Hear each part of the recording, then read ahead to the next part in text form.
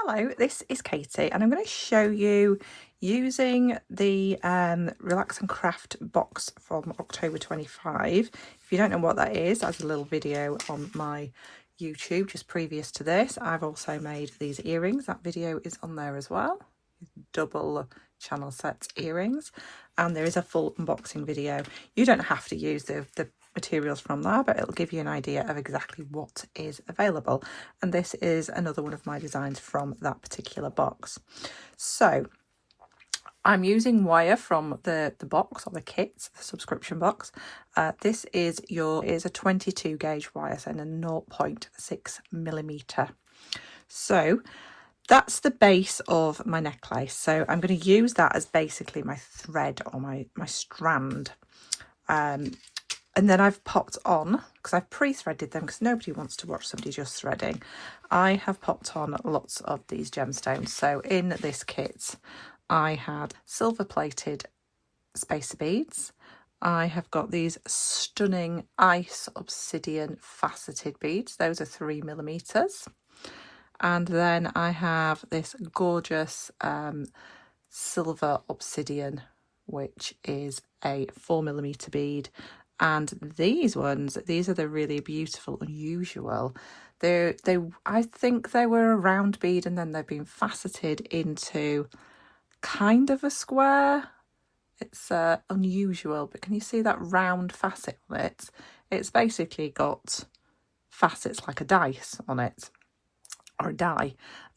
Yes, so those are approximately about 6 millimeters. So I have threaded on, so that is my design. I've just done alternate in the middle and then finished off at each end the same. And I've taken too much wire. You can see I've taken too much wire, but I wasn't sure what length I was going for. So the length of my beads are 40 centimeters. I will find out what that is in inches and pop it on the screen for you as well. You don't have to do that length. You can do any length you like. But my idea was to use the clasp. These clasps come in the box a little bit differently. So rather than just going from sort of straight across and just linking together, I wanted it to be more of a feature and then create a drop that comes down, so it will all make sense at the end. So it's not going to be a long video, so do stay with me, and you will have this lovely feature drop at the back of your neck basically. So I have pre-threaded all of my gemstones on to my wire, which is my 0.6 millimeter or 22 gauge. At the moment I've already started this end just to save a little bit of time on your video, but I am going to show you. I have cut some chain, so the chain also comes in the kit, and I've got around about 1 inch of chain just to make it a little bit more of a feature at the back of the neck. So that chain's going to attach to here, and I'm going to show you how to do that. But first of all, we are going to make a little charm like this. So this is going to be like a clasp charm. I don't know what you would call it, but I'm going to take one of my head pins, and this is how you would make any charm. So I am going with the largest gemstone first. So I'm going to pop that onto a standard head pin, and then my silver obsidian, and then my ice obsidian.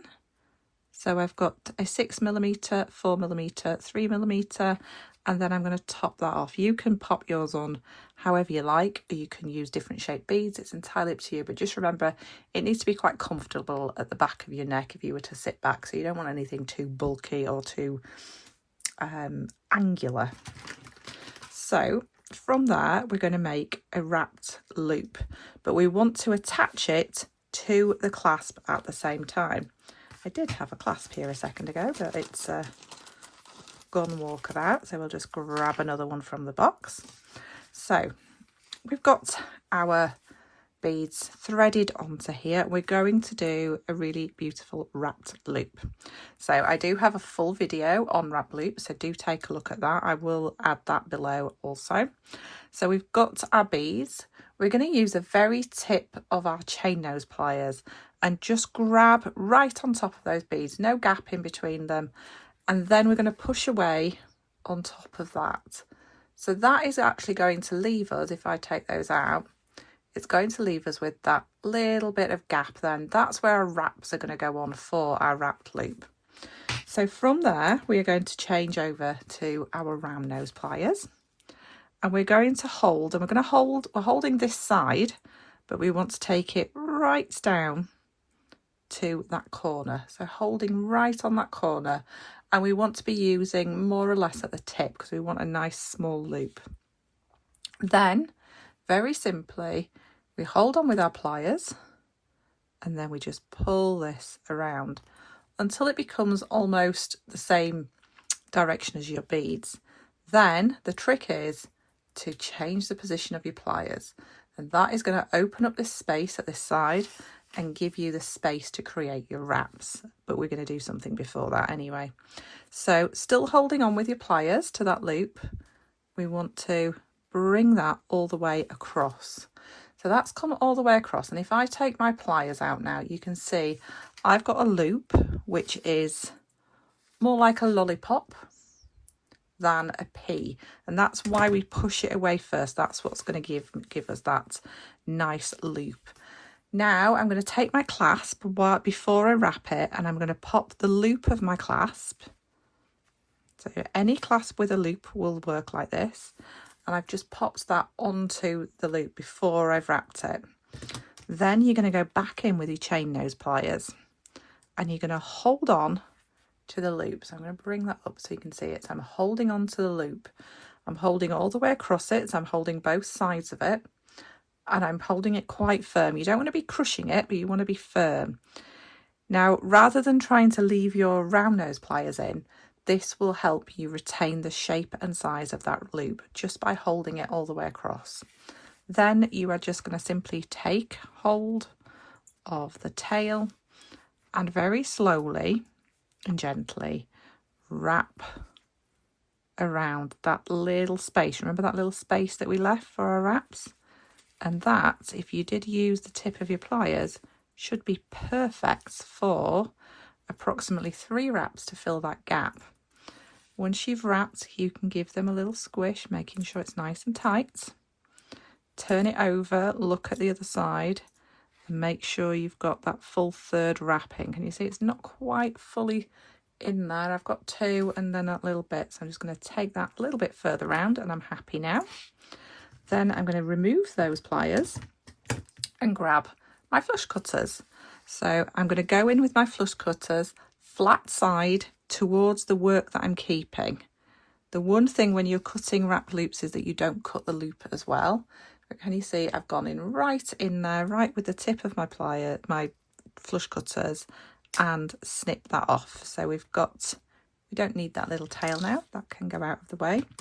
Now you will see there is still just a little bit that is sticking out, and then you're just going to go in with your pliers and very gently squish that in. That is a technical term, to squish. So now we've got our beautiful charm, and that is going to sit at the back of the neck and drop down. So now we're going to put everything together. So we're going to need our 2 jump rings. So these are just small jump rings. I don't know the exact size of them. They're probably about 3.5 in a diameter. There could be 3 actually. I will check that. I've got my inch of chain. Obviously I would have 2 inches of chain, 2 separate ones, and just cut those. The way that I cut them is I'll cut one piece, and then I will pop my chain onto a piece of wire or a pin, and then dangle the next piece of chain next to it, and then just line it up and cut along the bottom, and then I know I've got the exact same amount of links. So what we're going to do is we're going to work on the opposite end. I'm going to show you what I've done on this end. Can you see there we've got that wrapped loop, and this time we've joined the chain in. So like we did when we joined the clasp in, we joined the chain in.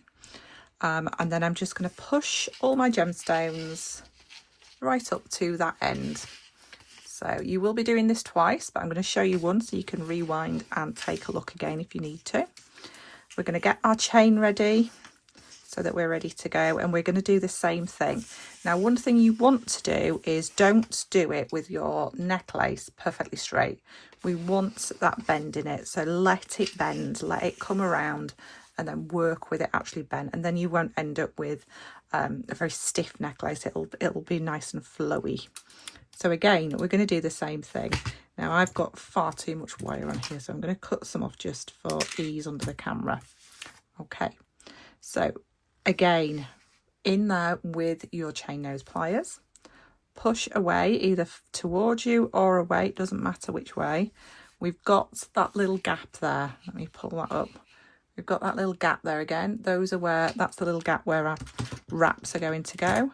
And we are going to start our wrap loop again. So pop in your pliers in nicely towards the tip, small loop. The small loop will create more strength, especially if you're using a slightly finer wire like we are here. So I've got this all the way around. I've taken it the opposite way this time. That's no problem. I'm still just going from here to reposition my pliers, and that opens up this side, bringing that all the way across, and then we'll see we've got a nice little lollipop loop and not a P or a Q or something like that.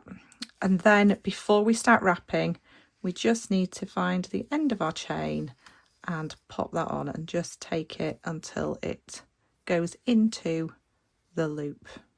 There we go. Right, so now I just need to do my wraps. So I'm going to move that chain away so I can hold right across that loop again. So holding right across that loop like so, and then I can just bring this around nice and gently, still making sure that we've got that nice curve in our design. And then I can bring that around for the third time. There we go. Give that a little squish, and now we've got our chain attached to both sides. And again, we are going to flush cut this, so it's just the opposite way around. So I'm going to turn it over.